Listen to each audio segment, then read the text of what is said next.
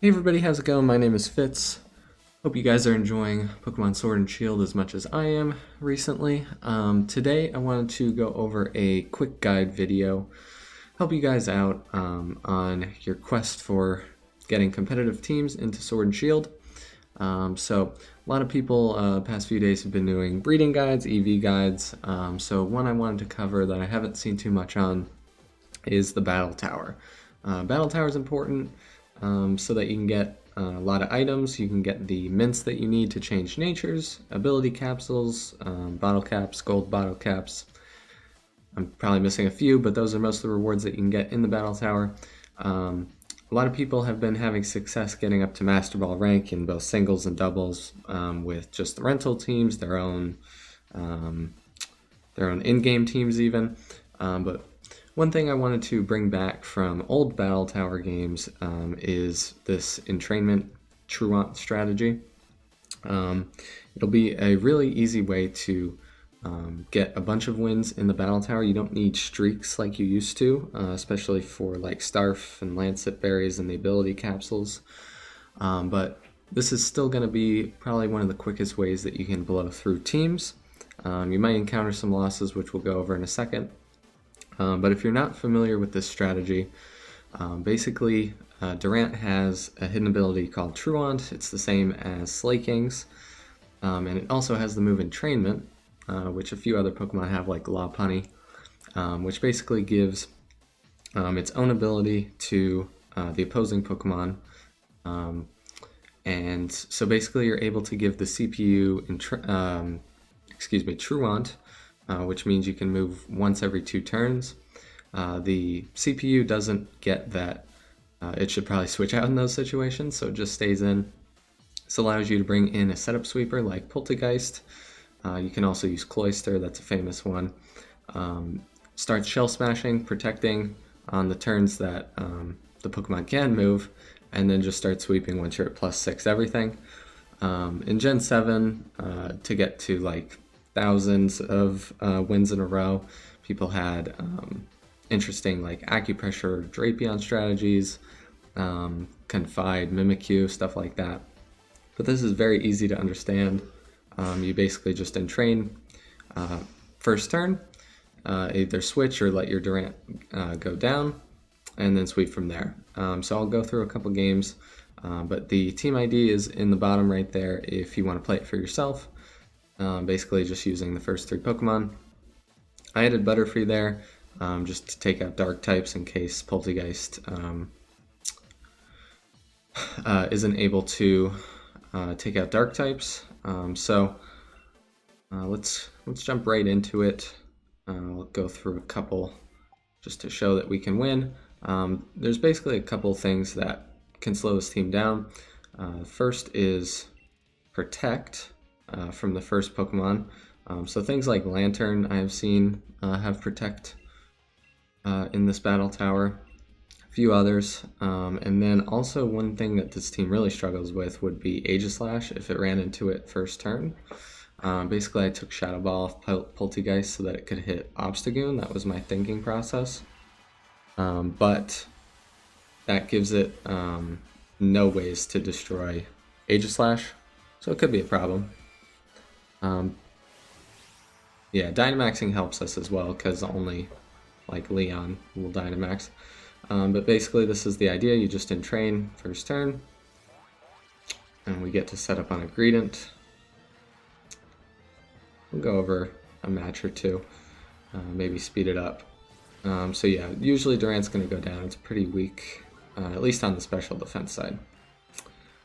So yeah, this will be a great way for you to build up a ton of BP in the Battle Tower. You can also take on real trainers on the versus battle spot, whatever they're calling it nowadays, and you can usually get like 10 BP per session.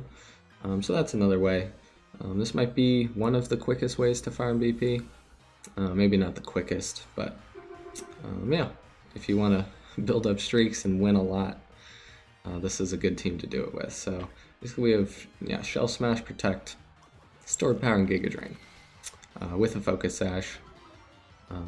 like I said, you can run Cloyster instead. Cloyster is able to KO Focus Sash users, which is a plus. But Poltegeist draw is that basically anything that's not Dark type is going to go down.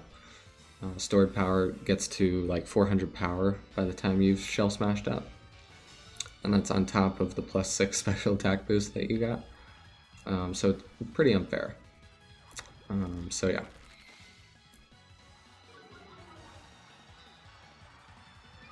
But yeah, I don't know anything about Greedent.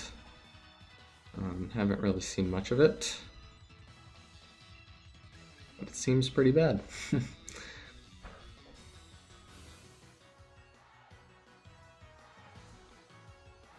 Gyro Ball, okay, interesting. Is it that slow? It might be.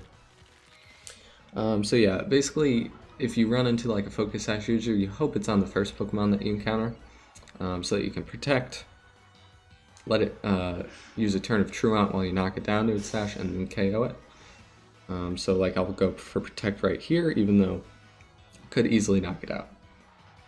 It's just more like the safe than sorry way of doing things. So yeah, setup doesn't matter. Anything that the opposing Pokemon doesn't matter because you can just protect. They can never hit you. So yeah, don't worry if they started cursing or things like that. Calm Minding to live your hits. None of that matters. So yeah. So Galvantula could be a Focus Sash user, but I mean, worst case, we'll be able to KO it, and it takes us down to 1 HP. Not the worst thing. Yeah, alright. So yeah, I think I'm at, I don't know, 30 or so wins so far. We'll probably do a few on stream whenever I need BP. There's still a lot of items that I haven't been able to get. So yeah, if you want to check the stream out, I'll try to stream a few times a week, usually late night on the East Coast. We'll just start one other battle just to show that entrainment works. There's not too many Protect users that you'll run into.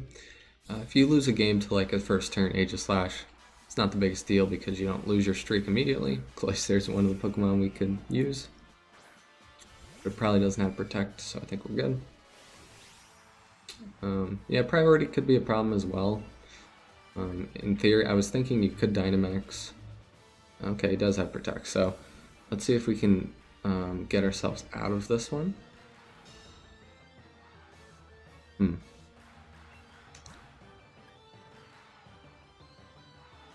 Let's think. I don't know if he Shell Smashes here, but it's good that we ran into this. We'll play it out. What does he do? Rain Dance, okay. We are risking Icicle Spear if he's if we Shell Smash. Wonder what he does. Let's try a Shell Smash. We might be able to win even if he attacks us here.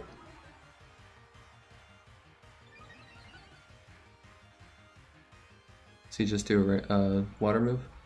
Oh, okay. So that wasn't as big a problem as you run into. Lantern could be a problem, in theory, to this team, because it can hit Butterfree pretty hard. But yeah, there's probably better Pokemon than Butterfree out there. In 7th Gen, the quick way to do it was Durant, Cloyster, and Mega Gyarados, which was pretty good.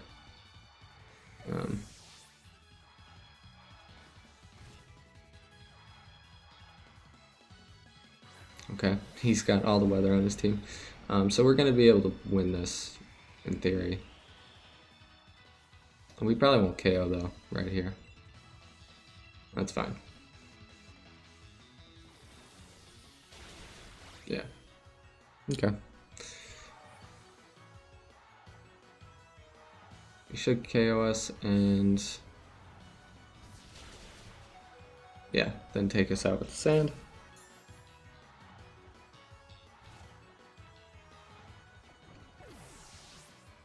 Okay. And we'll go back into Durantula. And we have Shed Shell and Butterfree. I wasn't really sure of an item, but I think it works pretty well. Really only thing that would hurt you at that point would be crits, or which can definitely happen,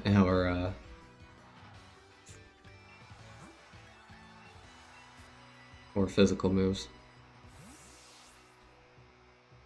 I'm sure one-hit KO moves would also be a worry.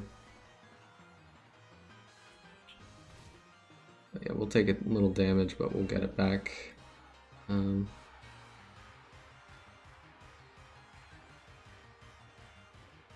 He's gonna attack this turn, right? I almost forgot. I've definitely done that before. So yeah, in 7th gen I got to a streak of like 137, which isn't crazy, but I was able to get the Lancet Berry, I believe, and wasn't able to get Starf. But yeah, pretty cool that some people probably get to 1,000, I'm sure, fairly easily in this game, especially since you can Gigantamax and stuff. Unlike previous games, the opposing trainers don't really do that stuff. So yeah, this will take longer to set up because we have to get to +6, so I might speed it up, and I'll see you guys in a minute, just to show that it worked out.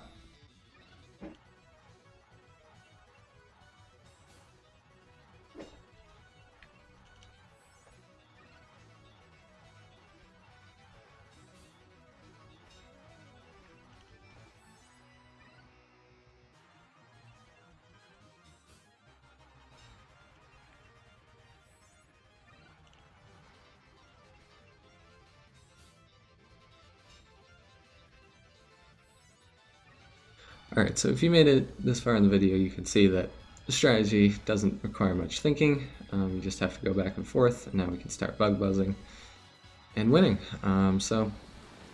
Hopefully we'll be able to get the W. We can show off our Gigantamax form as well. But yeah, it's a pretty quick way to get wins. You should be able to get wins every couple of minutes. We can Gigantamax and max Airstream, which is needless overkill. You could use like Air Slash instead, but I mean, in the Battle Tower it's notorious for hacks, so I'm sure Hurricane has just as good a chance of hitting. But the Dynamax form is nice because you are going to guarantee your hits, so that's kind of nice. So watch this thing get absolutely obliterated. But hopefully this was a helpful video for you guys to be able to take down the Battle Tower most easily. Feel free. I'll probably link the QR code or the battle code for this team in the description, but you can find it at the beginning of the video as well. Hope you guys had a nice day, and I will talk to you all later. Have a good one. Bye.